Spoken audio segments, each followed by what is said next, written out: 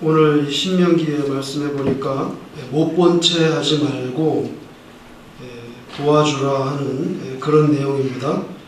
내 형제의 소나 양, 나귀, 심지어는 옷, 의복까지도 발견하게 되면 못 본 채 하지 말고 반드시 돌려주라고 하는 그런 가르침의 말씀이지요.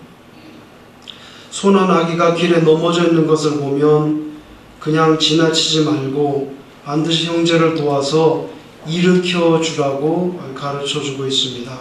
오늘 본문의 말씀과 유사한 말씀으로 아주 더 극단적인 그런 말씀도 있는데, 예를 들면 출애굽기 23장 4절과 5절에 보면 네가 만일 네 원수의 길 잃은 소나 나귀를 보거든, 이건 형제의 길 잃은 소나 나귀가 아니에요.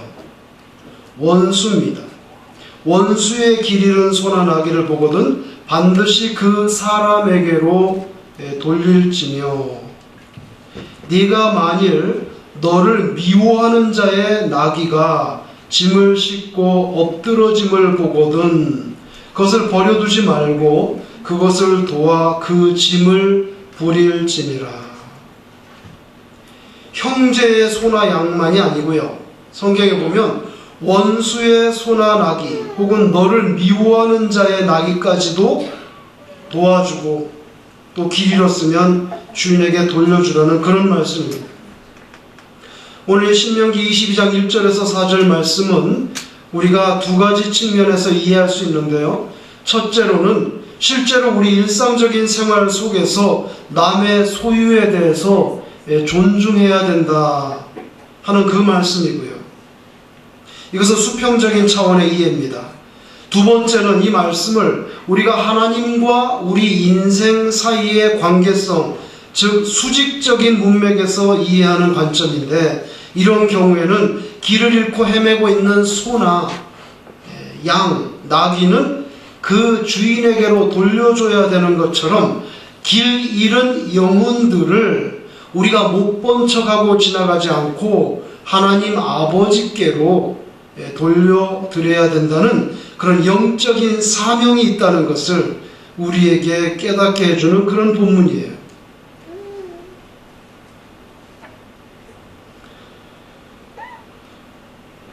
요새는 실제로 예수 안 믿는 사람이 예수 믿게 되는, 예수 안 믿는 사람이 예수를 믿고 하나님의 나라에 가게 되는 그런 수직적인 이동은 많지 않고 그냥 이쪽에서 이쪽으로 오는, 그래서 수평적인 이동이 심한 그런 시대에 살고 있어요. 대형교회를 절대로 폄하하거나 탓할 수 없습니다. 그 대형교회가 된 데에는 수많은 성도들의 피와 땀이 흘렀을 것이기 때문에 그러죠. 그럼에도 불구하고 남의 집 양이 오는 것을 돌려주지 않는, 성경에는 아주 정반대적인 그런 모습이 우리 속에서도 또 다른 교회 속에서도 일어나기 때문에 사실은 참 안타까운, 가슴이 아픈 그런 부분이 있습니다. 그래서 양을 본의 아니게 잃어버린 그 목자들의 마음에는 피가 흐르고 상처가 나는 거죠. 여러분, 우리가 사는 이 환경에서는 어떤 홈리스가 죽었다고 해서 신문에 대서특필되는 그런 시대가 아닙니다. 사실 어떤 홈리스가 죽어봐야 뉴스거리도 되지 않는 그런 형편이라는 거 부인할 수 없어요. 이런 시대, 이런 풍토가 우리를 점점점 더 하나님의 자녀된 모습으로부터 멀어지게 만드는 거죠. 이런 무관심한 경향의 핵심에는 나와 직접적인 관련이 없는 일에는 연루되지 않는 게 좋다. 특별히 자본주의 국가의 개인주의, 거기에다가 상당한 이기심까지 붙어가지고 결국에는 다른 사람들에 대한 무관심과 방관의 인생 태도가 나도 모르게 그만 내 세포 속에 몇 명이 들어가 있다는 것입니다. 이런 모습은 네 이웃을 네 몸과 같이 사랑해야 된다고 하는 예수님의 가르침과는 너무나도 동떨어진 그런 모양태라는 거예요. 그렇게 동떨어져 있으면서도 우리는 여전히 우리 자신이 예수님과 아주 친하다고, 예수님의 제자라고, 친구라고, 최측근이라고 그 친구의 이름을 빌어서 하나님의 나라에 들어갔다고 생각하는데 조금도 애누리를 두지 않아요. 우리가 사는 이곳 뉴욕 지역에 집 없는 사람이 참 많습니다. 2013년 작년 기준으로 뉴욕의 홈리스 숫자가 1930년대 이 미국의 대공황 이후로 사상 최고를 기록했어요. 그만큼 길거리에 사는 사람이 많은데 작년도에 뉴욕의 홈리스의 숫자가 5만을 넘어섰습니다. 작년 11월 현재 뉴욕시의 홈리스 가운데 어린아이들은 2만 2천 명이 넘었습니다. 이건 어떻게 통계를 잡느냐 하면 뉴욕에서 합법적으로 운영되고 있는 홈리스 전용 쉼터에 하룻밤에 거기 들어와서 자는 애들이 몇 명인가를 따지는 거예요. 작년 11월 기준으로 홈리스 전용 쉼터에 들어와서 자는 어린아이만 2만 2천이 넘었어요. 그 말은 길거리나 지하철이나 상가 아래에서 숨어서 자는 아이들까지 합치면 어마어마한 어린아이들이 집 없이 살고 있다는 뜻이에요. 오늘 본문의 말씀은 하나님의 자녀된 우리가 어떻게 살아야 되는지 단편적으로 말씀을 던집니다. 우리 가슴팍에 남의 집 소, 양, 낙이 길을 잃었으면 찾아줘야 된다는 거예요. 네 형제 양뿐이 아니라 원수의 양이라도, 너를 미워하는 사람의 낙이라도 길을 잃었으면 찾아줘야 되고, 짐을 부리다가 너무 무거워서 엎어졌으면 그냥 지나치지 말고 그 짐을 내려서 그 짐승을 다시 일으켜줘야 된다는 거예요. 내 양이 아니므로 무슨 상관이 있는가? 절벽으로 가 떨어지든지 늑대에게 잡혀먹든지 웅덩이에 빠지든지 무슨 관계가 있는가? 그렇게 살지 말고 주인을 떠나서 길 잃은 양이 있다고 하면 다시 그 주인에게로 돌려줘야 된다는 게 이스라엘의 구약시대의 법이란 말이죠. 이것은 권면하는 사항이 아니에요. 법입니다. 좀 그랬으면 좋겠는데가 아니에요. 반드시 그렇게 해야 된다는 거예요. 그렇게 하려면 상당한 관심과 신경과 애정을 두지 않으면 할 수 없어요. 여러분 구약시대에 모든 양의 목에다가 이 양이 누군데 주소는 누구고 주소는 어디고 이 양의 주인이 누구라고 양마다 나귀마다 목걸이 걸고 다닙니까? 근데 그걸 돌려주려면 동네 양치는 사람 집집마다 문 두드리면서 혹시 근자에 양 없어진 거 없습니까? 혹시 댁에서 나귀가 없어진 적 없습니까?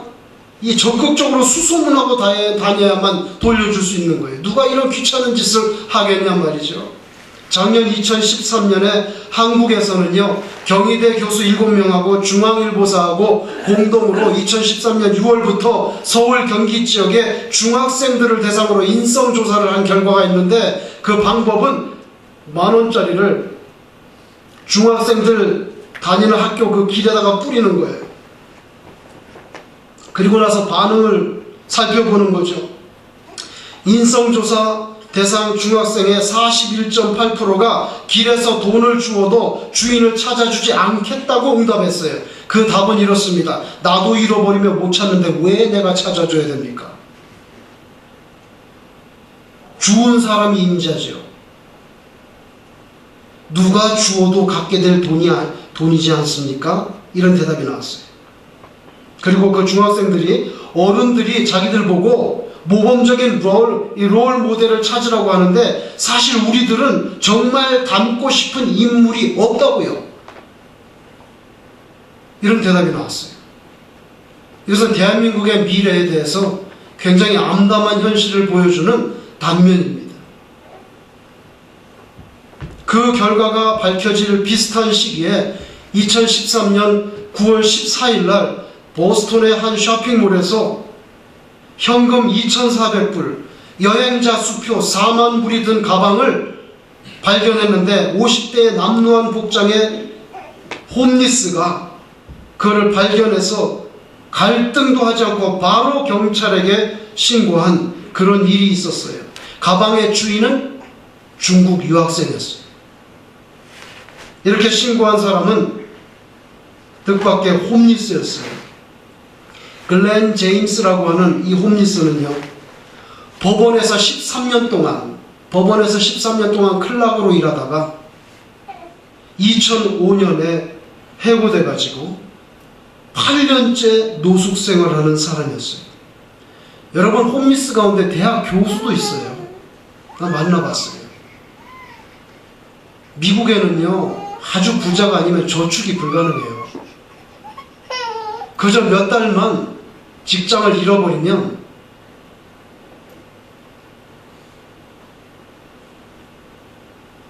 홈리스가 됩니다.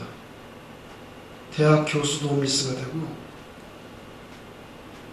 높은 사람도 홈리스가 될 수가 있어요. 그의 선행이 알려졌을 때 MBC 기자가 와서 인터뷰를 했는데 이렇게 말했어요. 제가 한번 그대로 옮겨볼게요.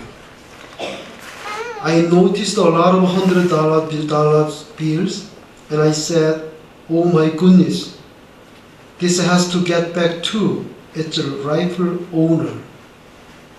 아니, 가방을 열어보니까 그냥 100불짜리가 수북하게 쏟아지는 거예요. Oh my goodness, this has to get back to its rightful owner. 그리고 경찰서에 진술서를 썼는데 진술서에 이렇게 썼어요. 이 사람이 Even if I were desperate for money, 돈에 대해서 내가 너무 절박하지만 I would not have kept even a penny of money found. 나는 단 1페니도 가질 수가 없다. 그러면서 그 뒷문장에 뭐라고 진술서를 썼냐면요, God has always very well looked after me. 이렇게 썼어요. 내가 돈에 대해서 너무 절박한 건 사실이지만 나는 남의 돈 1페니도 가질 수가 없었다. 하나님께서 항상 나를 잘 돌봐주셨다. 여러분, 놀라운 사실은 그 많은 돈을 경찰서에 가져다 줬다는 사실뿐만 아니라 제가 충격을 먹은 것은 하나님은 언제나 God has always very well looked after me. 언제나 나를 잘 보살펴 줬다고 하는 그 마지막 문장이에요. 다시 말하면 하나님께서 항상 나를 잘 보살펴 주셨는데 내가 어떻게 남의 돈을 가질 수 있겠느냐, 이렇게도 볼 수 있는 거죠. 여러분, 이 사람은 쉘터를 전전긍긍하면서 옷은 빨아야 될 거 아니에요. 옷이 너무 더러우니까 옷을 세탁하기 위해서 길거리에서 몇 개의 쿼러를 동냥하여 살던 사람이에요. 근데 그 사람의 입에서 어떻게 그런 고백이 나올 수 있냐는 거예요. 하나님은 항상 나를 잘 돌봐주셨다는 그 고백. 그리고 또 기자 앞에서 이렇게 얘기했습니다. I received the blessing. 나는 축복을 받았다. I received the blessing of food stamps and panhandles for money, for laundry, transportation, and odds and ends. 나는 복을 받았는데 푸드 스탬프를 좀 받고 있고, 그리고 panhandles for money. 나 이게 panhandles가 뭔지 몰랐는데 사전에 찾아보니까 panhandles 결국 뭐냐면 이게 돈 받으려고 조그마한 이렇게 조그마한 냄비 있잖아요. 냄비 이렇게 동전 받으려고 들고 있는 냄비. 그러니까 나는 복을 받았는데 푸드 스탬프하고 요 동전 받기 위한 요 조그마한 냄비 핸들 달린 이 panhandles, 이게 나한테는 큰 축복이라 이거예요. For money, 돈인데 왜 돈이 필요하냐면 란드리 해야 되고 교통비가 좀 필요하고 아세네, 그 잡동사니가 좀 필요하니까. 놀랍지 않습니까, 여러분? 하나님이 항상 잘 보살펴 주신다고. 푸드스탬프하고 이 냄비에 대해서 너무 축복이라고 생각합니다. 이런 선행의 소식이, 그럼에도 불구하고 그 많은 돈을 돌려줬던 이 선행의 소식이 전해졌을 때 버지니아의 27살 된 남자가 제임스의 인생을 바꿔주자! 이래가지고 웹사이트에다가 펀드를 모으는 그걸 했어요. 삽시간 만에 10만 불의 돈이 모였어요. 10만 불. 여러분 아까 그거 다 합해봐야 42,400불인데 그걸 돌려주고 나서 어떤 사람이 이 사람 인생을 바꿔주자고 했더니 10만 불의 돈이 삽시간에 모아졌을 뿐만 아니라 내가 당신에게 잡을 주겠다고, 이리 오라, 이런 사람이 많이 나타났어요. 여러분 제임스는요 양심에 그냥 법대로 살았을 뿐이에요. 솔직히 뭐 자기 것 남에게 나눠준 것도 아니잖아요. 그냥 주운 거를 돌려줬을 뿐인데 그런 사람도 참 귀하기 때문에 하나님께서 그에게 큰 상급을 주셨다고 생각해요. 10만 불의 성금이 모이고 잡을 주겠다는 사람이 많이 나타났어요. 이제 돈이 모이고 잡을 주겠다는 전화가 막 오는데 이 사람이 뭐라고 말했냐면요, 이 글렌 제임스가 이렇게 말했어요. 자기가 이 이빨이 12개가 썩었다는 거예요. 지금 이빨이 12개가 썩었는데 12개의 썩은 이빨과 그 다음에 자기 안경이 이게 부서졌는데 그 페이퍼 클립으로 지금 안경을 간신히 연결해 놨는데 내 이 12개의 썩은 이빨과 페이퍼 클립으로 홀드하고 있는 이 안경은 내 인생의 홈리스 생활을 기념하기 위해서 그냥 그대로 두고 싶다, 이렇게 말했어요. 여러분 그냥 법대로 사는 거, 오늘 본문에 그러잖아요. 남의 거 돌려주라고. 단순한 진리에 복종할 수 있는 이 자세, 하나님께서 이걸 정말 기쁘게 생각하신다는 거죠. 여러분 몸이 아프시면 어떨 때 약을 먹어야 되잖아요. 근데 알약을 드실 때, 알약을 복용하는 경우에 우유나 주스나 커피나 탄산 음료로 먹는 경우가 있는데 약효를 떨어뜨릴 수 있다고 합니다. 특별히 자몽 주스나 커피 같은 거하고 알약을 먹지 않는 것이 좋습니다. 가장 좋은 것은 물입니다. 알약을 먹을 때 물과 함께 먹는 것이 제일 좋다는 거예요. 우리는 너무 많이 가지고 있어요. 그래서 쓸데없이 본의 아니게 나도 모르게 사치스럽게 됐다는 거죠. 알약 하나도 단순하게 물하고 먹으면 되는데 너무 많이 가지고 있다 보니까 주스나 우유나 커피나 탄산음료와 같이 먹게 됐어요. 그런데 의학적으로 좋지 않다는 거예요.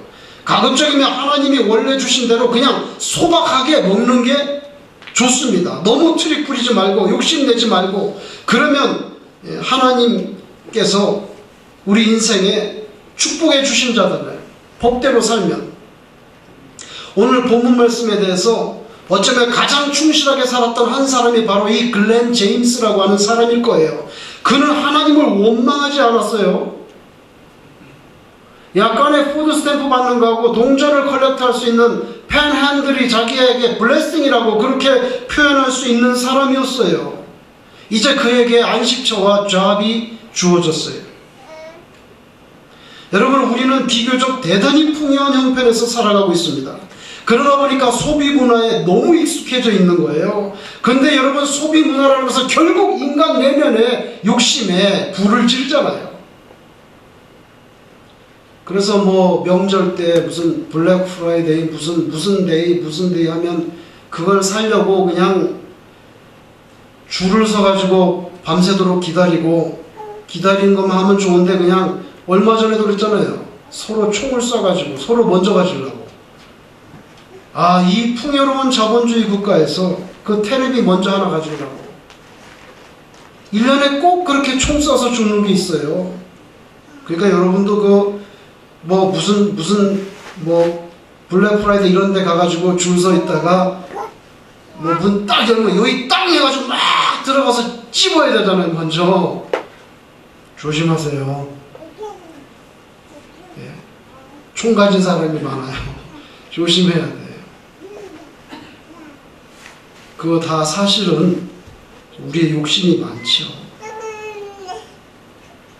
얼마 전에 집에서 아이하고 대화를 하는데요. 아이가 나한테 이러는 거예요. 아빠, 그건 민폐야, 민폐. 오마이 굿니스. 난 민폐란 단어 써본 적이 거의 없어, 대한민국에서. 야, 뉴욕에서 사니까 진짜 한국말이 엄청 느는구나. 문제가 영어 성적이 잘 안 나와. 아니, 고민돼 죽겠어. 아니, 민폐라는 단어를 알아요. 아, 정말 전 그래서 깜짝 놀랐어요. 민폐? 그래서 민폐가 뭐냐? 백성들한테 피해 준다는 거니? 여러분, 이런 말 있잖아요. 내가 내 힘으로 벌어먹고 사는데 왜 말이 많아? 다른 사람에 해 안 끼치면 됐지.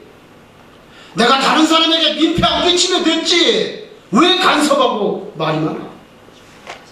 이건 아주 소극적인 자세라는 거죠. 성경에는 뭐라고 가르칩니까? 그렇게 살라고 하지 않잖아요. 다른 사람을 돌아보면서 내 이웃을 내 몸과 같이 사랑하라고 가르치잖아요. 적극적인 태도예요, 이거는요. 민폐를 안 끼치는 수준이 아니에요. 다른 사람에 대해서 피해 안 주는 그런 정도가 아니에요. 자꾸만 그렇게 생각하니까 공동체가 점점 더 상박해지고 드라이해지는 거예요. 옆집에서 새로 이사 왔다고 떡을 나눠서 돌리던 나눠 먹던 그런 모습은 우리 정말 여기 이민사회에서 찾아볼 수 없어요. 이제는 누가 옆집에 이사 왔다고 떡 돌리는 집이 있어요. 근데 우리 어릴 때는 이사 오면 떡 돌렸잖아요. 여러분, 남에게 피해 주지 않고 내가 노력해서 나 혼자 먹고 살면 되는 것이 아닌가라고 생각하면 그건 기독교인적인 생활 태도가 아니에요. 의무를 이행하는 수준. 내 할 거 한다. 내 할 거 한다. 예의와 염치를 찾는 수준. 군자처럼. 군자가 여러분 핵심이 뭡니까? 어떻게 하면 군자가 되는 것입니까? 내 의무를 다하고 다른 사람에게 피해 안 끼치는 거예요. 그게 군자예요. 여러분, 그거는 유교의 가르침이나 불교의 가르침에도 있잖아요. 그런 거는 다. 나의 살을 잘라서 다른 사람을 위해서 쓸 수 있는 것, 내 것을 털어서 다른 이들을 먹이는 것, 여기까지 적극적인 진보가 있기를 갈망하는 마음이 있어야 그래야 비로소 이거 예수 믿는 사람 냄새가 나네. 여러분, 아마도 구약시대에 그때도요, 길 잃은 남의 집에 소나 양이나 나귀를 보면 아무런 애착이나 관심이 전혀 발동치 않는 그런 사람들이 많이 있었나 봐요. 그러니까 하나님께서 이런 구체적인 법을 줬죠. 인간의 이기적인 마음이라는 것은 구약시대나 무슨 신약시대나 시대를 초월해서 크게 변하지 않는다는 거예요. 여러분, 불교의 핵심은 간단합니다. 너 자신을 죽여라. 자아를 죽이는 것, 자아 멸절이에요. 거기서 자꾸 욕심이 이게 모락모락 올라오니까, 욕심이 올라오면 고통이 시작된다고 보거든요. 고통의 출발점이 욕심이라는 거예요. 그러니까 불교에서는요, 자아 멸절, 그냥 죽여야 돼. 그 방법밖에 없어. 유교는 뭡니까? 수신제가 치국 평천하. 널 좀 수양하란 말이에요. 수양. 죽이는 건 아니고 수양하라. 기독교에서는 뭡니까? 네 자아를 다른 일을 위해서 주라는 거잖아요. 죽이거나 수양하는 거 그런 거 말고 너 자신을 다른 사람을 위해서 썰바도록 주라는 거잖아요. 예수님이 정확하게 말씀했어요. 사람이 친구를 위하여 자기 목숨을 버리면 이보다 더 큰 사랑 없다. 요한복음 15장 13절에 그렇게 말씀했어요. 내 것을 희생하여 다른 이들을 돌보는 데까지 나아가는데 상당한 시간과 노력이 걸리겠지만 기본적으로는 내게 아닌 거는 돌려주는 건 그 정도는 해야 된다 이거죠. 그거는 뭐 선행도 아니고 유교로 따지면 수신에 불과해요. 여러분, 그리고 더 나아가서 점차적으로 나의 것까지도 좀 나누어서 다른 우리 이웃을, 뭐 이웃까지 나갈 것도 없어요. 그냥 우리 교회 안에서라도 그렇게 따뜻하게 되면 그거 얼마나 하나님께서 기뻐하시겠어요. 예수님께서는 우리를 위해서 목숨을 주셨다는 것을 잊어버리면 안 됩니다. 오늘 본문을 보면서 또 한 가지 차원은 수직적인 차원이에요. 예수님을 모르고 살아가는 사람들, 성경적으로 보면 길 잃어버린 양들이잖아요. 주인을 떠난 양들이잖아요. 그들에게 관심 가지고 주인에게 제대로 돌아가서 돌봄을 받아야 될 양이라고 하는 그 측은지심, 그 측은히 여기는 그 마음, 애정이 없다면 그 영혼들을 주인에게 돌리기 위한 구체적인 노력이 생겨날 수 없어요. 여기는 보니까 메일박스에 메일 들어올 때 그게 없던데, 뉴저지나 뭐 펜실베니아 살 때 보면 이 뭐 쇼핑하는 그 광고들 있잖아요. 세일하는 광고 들어올 때 보면 꼭 요만한 종이 하나 들어와서 파란색으로 얼굴이 있고 그 미아들 찾는 광고가 있어요. 그래서 얘가 뭐 키는 얼마 정도 되고 신체적인 특징은 뭐 여기 점이 있다든지, 나갈 때 윗도리는 무슨 색깔을 입었고 바지는 뭘 입었는데 이런 사람 보면 어디로 연락하라고 요만한 종이가 항상 들어와요. 근데 그거를 자세히 보는 사람은 없어요. 미국에는 그런 게 안 들어오던데, 그래, 그런 게 들어오면 그냥 이렇게 딱 들어오면 보지도 않아요. 얼굴도 안 봐. 바로 해가지고 쓰레기통에 탁 들어가는 거지.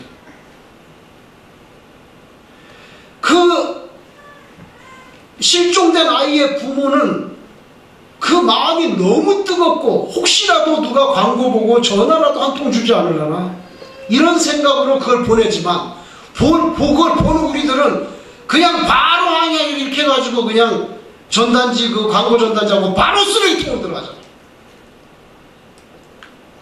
어떻게 보면 길 잃어버린 양들에 대한 하나님의 그 애착과 우리의 모습이라는 것이 그 실종된 미아의 전단지를 보는 그 모습과 비슷하지 않냐 말이죠.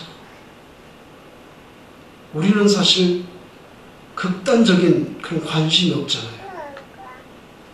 나 홀로 구원받았으니 길 잃어버린 양들은 죽든지 살든지 관심 없다. 예수님께서 주신 마지막 유언적인 명령, 땅끝까지 이르러 내 증인이 되라. 그 유언이잖아요, 유언. 거기에는 사실은 털끝만큼도 마음이 와닿지 않는 것이에요.